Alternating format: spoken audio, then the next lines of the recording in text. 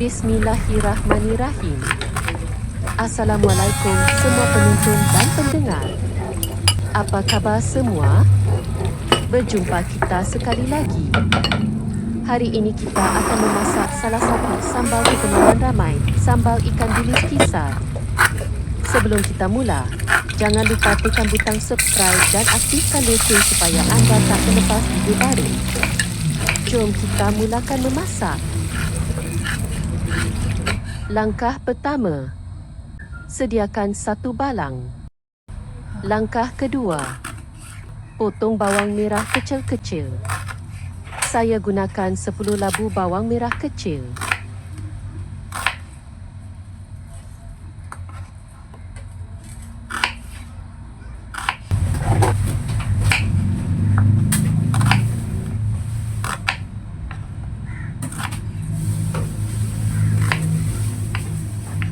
Langkah ketiga, masukkan lada kering yang sudah dipotong dan dibersihkan ke dalam balang.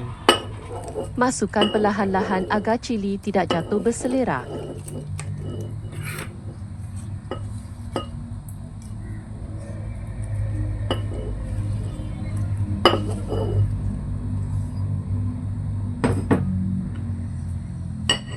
Masukkan bawang putih 4 ulas dan 1 biji buah keras.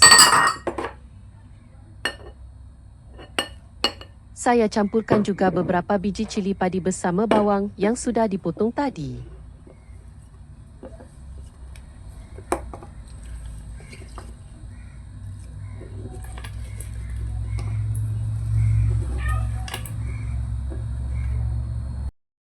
Langkah keempat, potong kecil serai. Untuk resipi ini 1 batang sahaja sudah mencukupi.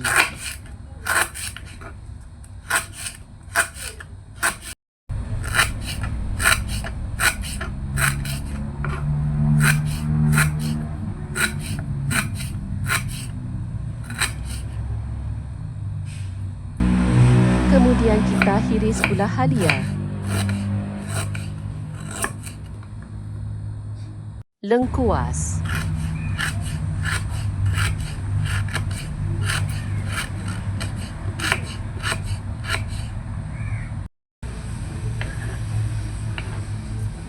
daun limau,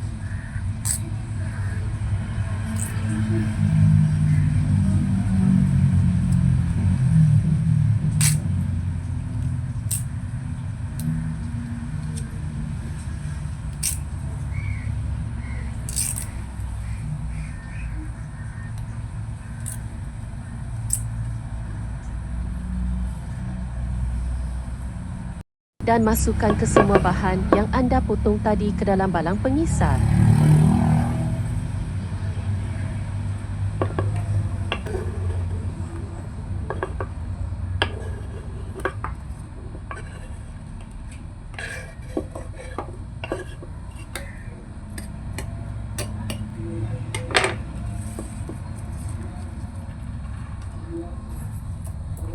Langkah kelima, masukkan setengah cawan air dan terus kisar. Kisar bahan-bahan hingga hancur.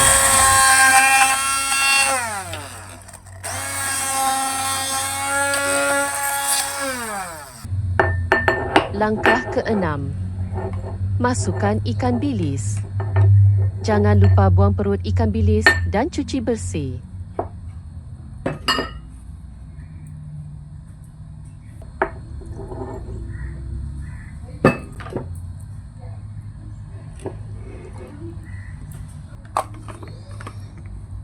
Terus kisar lagi hingga ikan bilis hancur.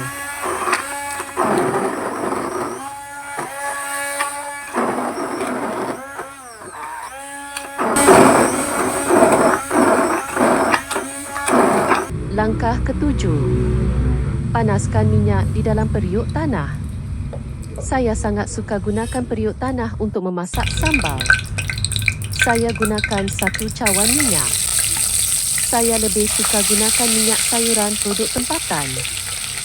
Langkah ke-8, minyak sudah panas. Tumis pes cili tadi.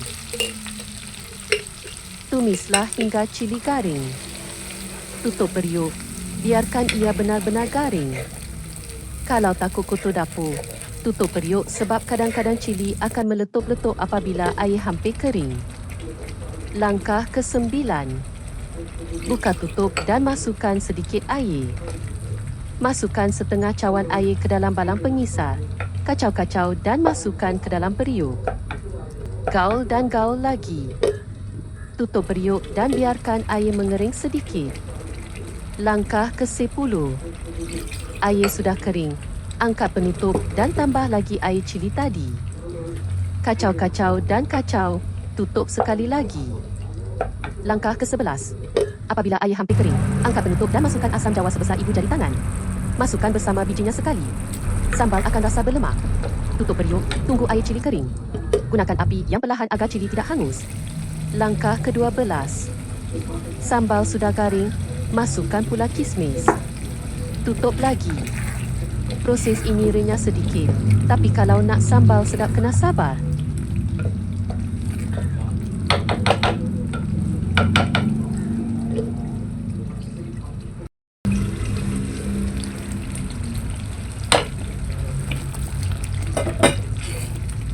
Langkah ke-13. Terakhir. Masukkan garam dan gula merah.